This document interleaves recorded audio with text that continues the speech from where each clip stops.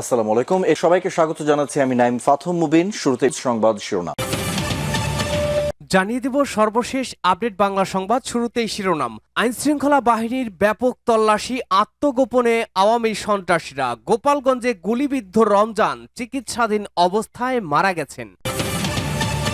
এদিকে তারেক রহমানের বিরুদ্ধে অপপ্রচারের দুঃসাহস দেখাবেন না বলেছেন মীর হেলাল। জানাবো ভোটের আগে প্রশাসনে শুদ্ধি অভিযান না চালালে জনগণ নিরাপদ নয় বলেছেন জামায়াতের সেক্রেটারি মিয়া গোলাম পরোয়ার। জানিয়ে দেব হাতে যা আছে তা নিয়ে পথে নামুন, ইউনূস সরকারের পতন ঘটানোর ডাক হাসিনার। এরপরেই জানাবো ফ্যাসিস্টরা সুযোগ পেলে অস্ত্র নিয়ে ঝাঁপিয়ে পড়তে পারে বলেছেন বিএনপি নেতা শহীদউদ্দিন চৌধুরী অ্যানি। সর্বশেষ জানাবো এবার গোপালগঞ্জ দেশের মানচিত্রে না থাকাই ভালো, মন্তব্য আমির হামজার। গুরুত্বপূর্ণ আপডেট বাংলা সংবাদের শিরোনাম শুনছিলেন, এবারে থাকবে বিস্তারিত।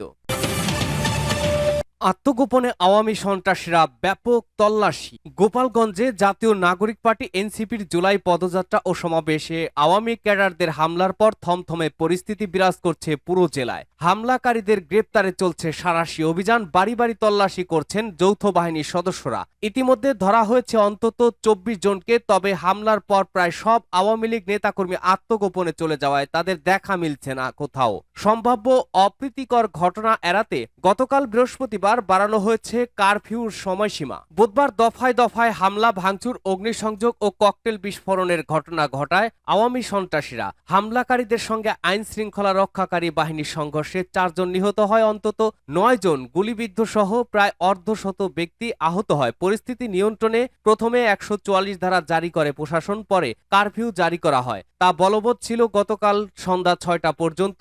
সেই সময়সীমা আজ শুক্রবার বেলা ১১টা পর্যন্ত বাড়ায় স্বরাষ্ট্র মন্ত্রণালয়। এদিকে সংঘর্ষে গুলিবিদ্ধ রমজান চিকিৎসাধীন অবস্থায় মারা গেছেন। গোপালগঞ্জ সদরের চৌরঙ্গি এলাকার সংঘর্ষে গুলিবিদ্ধ রমজান মুন্সি, বয়স ২৮, তিনি মারা গেছেন বৃহস্পতিবার ১৭ জুলাই দিবাগত রাত ১:৩০টার দিকে চিকিৎসাধীন অবস্থায় ঢাকা মেডিকেল কলেজ হাসপাতালে মারা যান তিনি। গুলিবিদ্ধ রমজান মুন্সি গোপালগঞ্জ সদরের থানাপাড়া এলাকার মৃত আকবর মুন্সির ছেলে। তিনি অটো রিকশা চালাতেন বলে জানা গেছে। রমজান মুন্সির ভাই ইমরান মুন্সি জানান, বুধবার দুপুর ২:৩০টার দিকে অটো রিকশা নিয়ে গোপালগঞ্জ সদরের চৌরঙ্গি কোর্টের সামনে দিয়ে যাওয়ার সময় অজ্ঞাত ব্যক্তির গুলি তার ডান হাতের কবজির ওপরে এবং ডান পাশের বগলে লাগে। বুলেটটি তার শরীরের ভেতরেই থেকে যায়। খবর পেয়ে আমরা প্রথমে তাকে স্থানীয় একটি হাসপাতালে নিয়ে যাই। সেখান থেকে ঢাকা মেডিকেলে ভর্তি করা হয়। পরে আজ রাত ২:৩০টার দিকে চিকিৎসাধীন অবস্থায় তিনি মারা যান।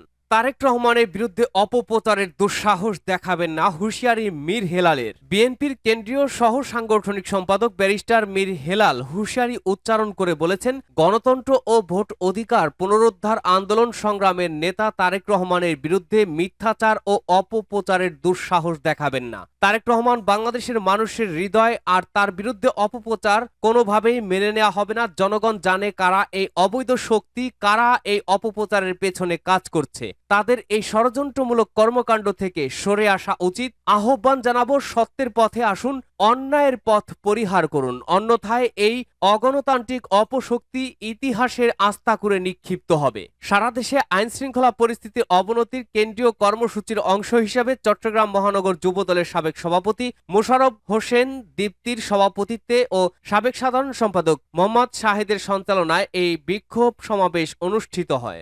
মীর হেলাল বলেন, সংস্কারের নামে জাতীয় নির্বাচন পেছানোর নতুন নতুন ফাঁদ তৈরি করা হচ্ছে, অথচ বিএনপির ৩১ দফা কর্মসূচিতেই সকল প্রকার গণতান্ত্রিক সংস্কারের রূপরেখা রয়েছে। নির্বাচন নিয়ে ষড়যন্ত্র করা হলে জনগণ তা প্রতিহত করবে। এ সময় জনগণের ভোটের মাধ্যমে নির্বাচিত সরকারই এ সকল সমস্যার সমাধান করতে পারবে বলে মন্তব্য করেন তিনি।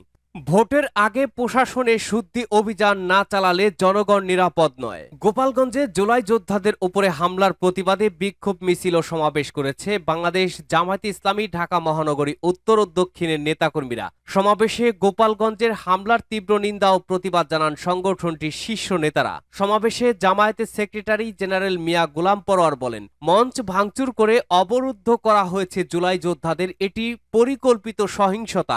এই আক্রমণ গোটা জাতিকে আতঙ্কিত করে তুলেছে। হামলার সময় পুলিশ প্রশাসন কি করেছে জনগণ দেখেছে।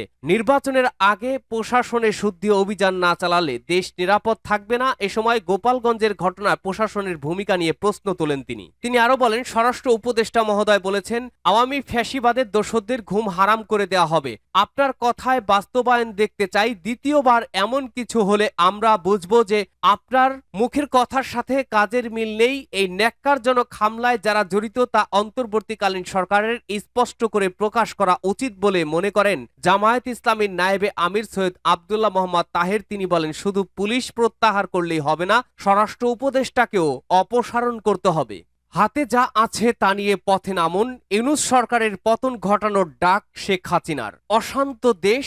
জাতীয় নাগরিক পার্টি এনসিপি সভাকে কেন্দ্র করে রণক্ষেত্র হয় গোপালগঞ্জ।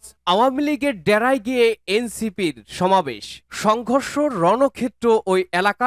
আওয়ামী সন্ত্রাসীরা গিয়ে ভণ্ডুল করে দেয় ওই সভা। তারপর থেকে প্রবল অশান্তি ছড়িয়ে পড়ে এলাকায়। আওয়ামী লীগ, ছাত্রলীগ সহ তাদের বিভিন্ন অঙ্গ সংগঠনের তোপের মুখে পড়ে এনসিপির নেতারা। দীর্ঘ সময় অবরুদ্ধ করে রাখা হয় তাদের। পরে পুলিশ ও সেনাবাহিনী মিলে পরিস্থিতি নিয়ন্ত্রণে আনতে হিমশিম খেতে হয় আইন শৃঙ্খলা বাহিনীকে। এ সময় দুই পক্ষের মধ্যে ইটপাটকেল নিক্ষেপ সহ গুলি বিনিময় হয়। এতে 4 জন নিহত হওয়ার খবর পাওয়া যায় প্রাথমিকভাবে। পরে আজ আরও একজন নিহত হয়েছেন বলে জানা গেছে। আওয়ামী লীগের দাবি মৃতের সংখ্যা অন্তত 7, জখমও হয়েছেন বহু। এই ঘটনার তীব্র প্রতিবাদ করেছেন আওয়ামী লীগের সভাপতি হাসিনা। বুধবার সাংবাদিকদের সঙ্গে অনলাইন বৈঠক করেন শেখ হাসিনা। সেখানে সাধারণ মানুষের ওপর সেনা ও পুলিশের অত্যাচারের তীব্র সমালোচনা করেন তিনি। তার সঙ্গে ইউনূস সরকারের পতন ঘটাতে সাধারণ মানুষকে এগিয়ে আসার ডাক দিয়েছেন। শেখ হাসিনা তোপ দেখেছেন এনসিপির বিরুদ্ধেও। গোপালগঞ্জে যা ঘটেছে তার জন্য এনসিপি দায়ী বলে অভিযোগ তার। বুধবার শেখ হাসিনা বলেছেন, বাংলাদেশের মানুষের জীবনে শান্তি নেই, নিরাপত্তা নেই। এনসিপি চাঁদাবাজি, মাস্তানি, মানুষের জীবন নাবিশ্বাস উঠেছে। এনসিপির কারণেই গোপালগঞ্জে 7টা প্রাণ ঝরে গেল, অথচ দোষ সব ছাত্রলীগের ওপর দেওয়া হচ্ছে। গোপালগঞ্জের ঘটনার তীব্র সমালোচনা করে দেশবাসীর জন্য বড় বার্তা দিয়েছেন বাংলাদেশের গদিচ্যুত প্রধানমন্ত্রী। শেখ হাসিনা বলেছেন, যারা গণতন্ত্র ও স্বাধীনতায় বিশ্বাস করেন, মানুষের অধিকারে বিশ্বাস করে, প্রত্যেককে অনুরোধ করব এর বিরুদ্ধে রুখে দাঁড়ানোর জন্য।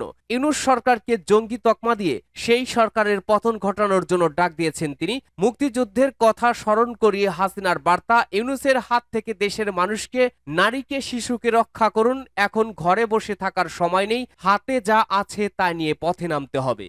বিএনপির যুগ্ম মহাসচিব শহীদউদ্দিন চৌধুরী অ্যানি বলেছেন, গোপালগঞ্জে যে ন্যাক্কারজনক ঘটনা ঘটেছে তা দেখে বোঝা যায় এই ফ্যাসিস্টরা সুযোগ পেলে ঢাল অস্ত্র নিয়ে সাধারণ মানুষের উপরে ঝাঁপিয়ে পড়তে দ্বিধা করবে না। আমরা সেই বীভৎস চিত্র দেখেছি। তিনি বলেন, গোপালগঞ্জের ঘটনায় জড়িত সব সন্ত্রাসীকে অবিলম্বে গ্রেপ্তার করতে হবে। আমরা দীর্ঘদিন আন্দোলন ও সংগ্রাম করেছি। অবশেষে 5 আগস্ট ফ্যাসিস্ট হাসিনাকে বিদায় দিতে সক্ষম হয়েছি। এরপর থেকে নতুন বাংলাদেশ গড়ার লক্ষ্যে বিএনপি সহ সব রাজনৈতিক দল মাঠে একতাবদ্ধভাবে সক্রিয় রয়েছে। বিএনপির কেন্দ্রীয় এই নেতা বলেন, দুঃখের বিষয় 5 আগস্টের পর কিছু রাজনৈতিক ব্যক্তি ও দলের বক্তব্য আমরা কষ্ট পেয়েছি। তারা তারেক রহমানকে নিয়ে আপত্তিকর স্লোগান দিয়েছেন, তা আমরা আশা করি না। ফ্যাসিস্টদের বিরুদ্ধে যেভাবে ঐক্য ছিল সেই ঐক্য অব্যাহত রাখতে হবে। সমাবেশে উপস্থিত ছিলেন বিএনপি চেয়ারপারসনের উপদেষ্টা আবুল খায়ের ভূঁইয়া, জেলা বিএনপির আহ্বায়ক শাহাবুদ্দিন সাবু, সদস্য সচিব অ্যাডভোকেট হাসিবুর রহমান প্রমুখ।